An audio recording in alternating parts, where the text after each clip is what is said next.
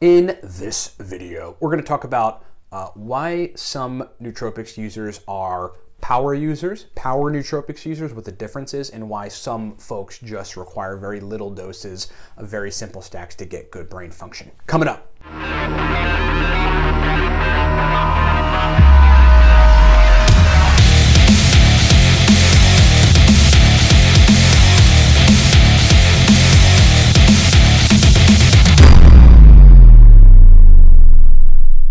Okay, talk about powerful nootropic compounds. Look, before I even started Cortex Labs and we were a global nootropics product and content company, I was taking a stack to run a company, my previous company, all day. It was an iOS device technology company. We did mainly touch technology repair on iOS devices for corporations, and it was like my days were 18-hour days effectively. I'd go home and go to sleep and wake up and do it all over again. We had a lot of clients sending us work. I had to function really good during that time. So I created a stack that worked really, really well for me. The only stack that really could keep me going and keep my brain functioning amazingly throughout the entire time. And then I formulated it in a pre-made stack years later, and it is called Cortex. Get it at livecortex.com. Uridine, CDP choline, artichoke extract, Bacopa monnieri. Together, it's something like a natural version of modafinil. That was what we tried to do with this stack. Get it at livecortex.com. Also, we wrote 2 digital guides. For those of you that have never seen any of our content before, they are on nootropics. They're pro-nootropics guides. They contain pro-nootropic stacks. Okay, very, very exceptional stuff, but it's also instructional protocol guides. Like, this is how you take modafinil with caffeine and theanine in very particular quantities to avoid anxiety but get good brain performance. One of them is called Smarter, Better, Faster, a surgical guide to using nootropics for total mental dominance. The other one is called the Racetam God Guide. Covers all the major 8 nootropic racetams, sublingual and oral stacks, and gives you instructions on how to use them. Pro stacks inside. Special is you can get them both for $29. Go to livecortex.com. Go to the menu where it says Combo Nootropics Books. Add the combo of SBF and the Racetam God Guide to your cart, and use the coupon code 29. That'll take it down to $29. All right. Lastly, we do stack consulting. You know, if you're in med school and need your stack formulated, you need us to help you to get good brain performance from a particular stack. You just need nootropics consulting in general. You're new to the field, you want information, or you're 5 years in, you need somebody who's got 10 years of experience nearly with nootropics. I can help you. It's a 40-minute call with me, 15 additional email correspondences. Livecortex.com for that stuff. Okay, so look, power users, there's the notion of power users and power stacks. And then there is, you know, this notion of basically taking very minimal stacks to get good brain performance. And I want to differentiate between the two, and I want to clearly explain why people are power users, meaning they require 6 or 7 compounds in a stack and at high doses, and why some folks are minimalist nootropics users and they require 2 to 3 compounds in a stack at minimal doses. Okay, so a minimal dose stack, just a regular user, right, what you might call just a minimalist nootropics user, might look like 500 milligrams aniracetam, 150 milligrams CDP choline, 5 milligrams of vinpocetine. Okay, very simple. Alternatively, it might look like 10 to 15 milligrams of Nupep, 300 milligrams choline bitartrate. You're getting it very simple stacks, you know, with a base, a racetam or something as a base, and then a supporting cofactor like a choline source in low doses. And some folks respond just super positively to stacks like that. You know, folks really are inclined to try to make it more complex than it needs to be with nootropics and combining things because it's attractive looking to do that. It's not necessary all the time.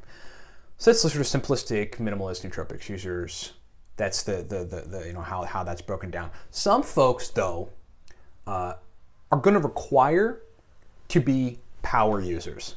Power users. This category of nootropics users, of power users, and that means that they're going to require stacks with more ingredients just in the sheer number, and the ingredient quantities being higher, and in some cases them taking those stacks multiple times a day. Okay, so a good example is, like, I know a guy who works in some sort of construction job, but it's indoors. He's like working on construction. He's working on like mechanics of a conveyor belt or something to this effect. So I guess that's not really construction, but he's physically working with his hands on conveyor belts indoors in a factory. And he works like these long shifts. It's like 12 to 15 hour shifts that he works. And his brain has to function really good throughout this time. So he takes a stack, like twice in his shift, in his 12 to 15 hour shift, of aniracetam, oxiracetam, a choline source, and a couple supporting nutrients, a B vitamin. I think he's stacking Nupep with the racetams too, okay? So look, aniracetam, oxiracetam, Nupep, a choline source.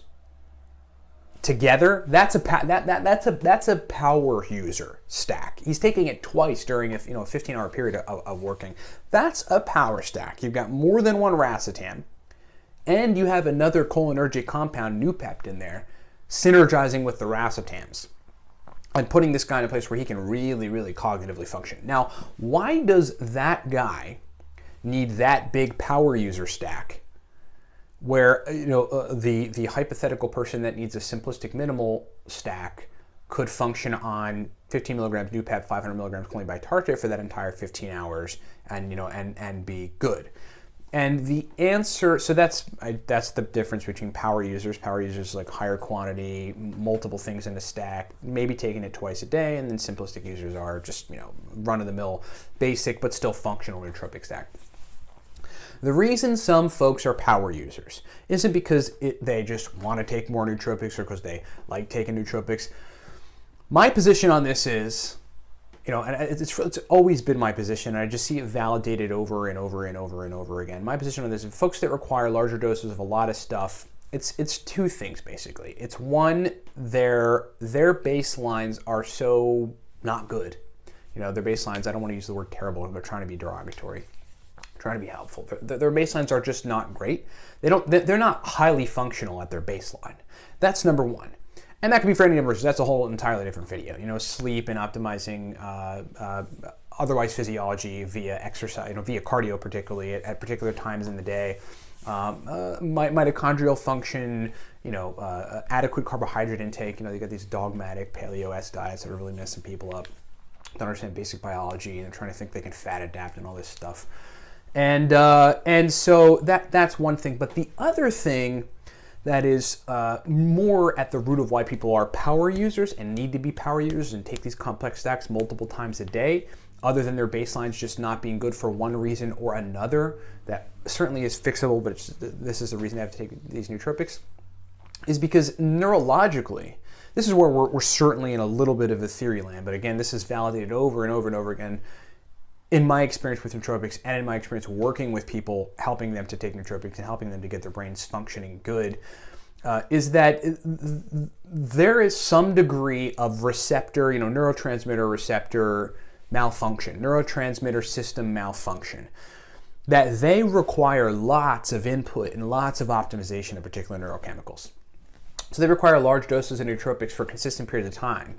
Over time, they will require less nootropics if they continue working on them and if they try to work on improving their baselines. Because look, people don't often think about nootropics as as something you could do for like 5 years and then take a year off because you've optimized everything in your brain. You've optimized acetylcholine receptors. You were taking like an allosteric modulator of AMPA receptors like aniracetam. Right, this is good positive modulation of the receptor sites that allows the signal strength for that particular chemical to be stronger on the receptor site. And then you don't have to take the nootropic every day thereafter. You sort of get longer term gains from it. So some of these people eventually will be able to dial down some of their nootropics combinations, but they've got repair to do. All right, they've got neuronal growth and tissue repair to do. They've got neurogenesis to engage in. They've got otherwise cellular repair to engage in, and they need to be power users to fix those systems. A lot of the time, that comes from drug use. That's what I see. A lot of the time, it's folks that have been taking benzos and other pharmaceutical compounds that have gone and messed with neurotransmitter receptor sites to the point where they're damaged. At least for now, or they just work differently. The brain's like trying to figure it out. There's some sort of homeostatic thing going on that's trying to get back to normal, but you need to jumpstart it. They don't know how to do it. The doctors are basically useless in this regard. The medical establishment is useless in this regard. So folks have come from pharmaceutical drugs, long history pharmaceutical drugs, and or otherwise recreational drugs, and it is put their receptor sites in a place and put their brain in a place where it doesn't function really all that well. So they need to be power users of nootropics for a while until they can optimize receptor sites to start to fix some of that damage that might have been caused by the recreational drugs they were taking and or the pharmaceutical like benzodiazepines or something, or otherwise classes of different drugs that work on neurotransmitters. Okay, so and that isn't to say that everybody that's a superpower user has some sort of issue, but most of the time, if your brain's working really tip-top, the very advanced, complex, high milligram quantity stacks that and taken in multiple times throughout the day are likely to be overtaxing to that person's brain, and that will actually cause them to have brain fog. That's where I am after almost 9 years of taking nootropics. Like, I used to require large doses of a lot of things, trying to recover my brain and make it work well. I just don't anymore. I'm at 400 or 500 milligrams with aniracetam. I can take higher doses than I do sometimes. It all really depends on what's going on. And those are for situations in which the last 3 days have not been good. I didn't sleep well. You see, it's all about commensurate neurotransmitter, commensurate, I'm trying to be less scientific, commensurate brain performance enhancement with degradation, sleep deficits, issues that you're having, etc. Okay, so that's the general, that is really the specific reason there are power users. That's what a power nootropics user is. It's people that take large doses of things. They take them multiple times a day. They got to take very complex stacks that work on very many systems sort of together. For those folks, they've got some sort of receptor damage, some sort of downregulation, some sort of upregulation, some sort of neurochemistry malfunctions from pharmaceutical drugs or recreational drugs or something else. Maybe bad genes, maybe just terrible sleep, maybe being an alcoholic, whatever it is.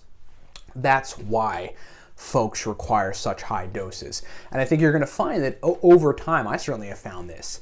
When you are optimizing the brain via taking nootropics for such a long time, you don't need the power stacks anymore. You're not going to need them anymore, unless you're into a situation acutely where you just had terrible sleep for that's what happens to me. If I get really bad sleep, something happens 2-3 days in a row, which I really try not to do. Then I'm going to stack aniracetam with oxiracetam and Noopept, a good choline source, and a B vitamin and some minerals and vinpocetine. Okay, that's 7 compounds. And I do that. I don't do that routinely because I really try to keep myself functioning good. But if it happens, I have to do that. So that's the breakdown.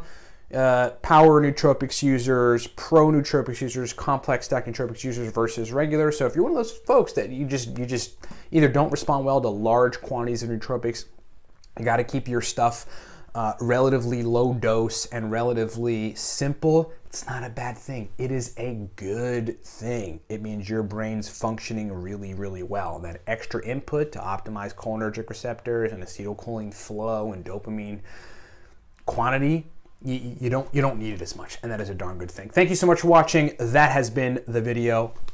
Talk to you next time.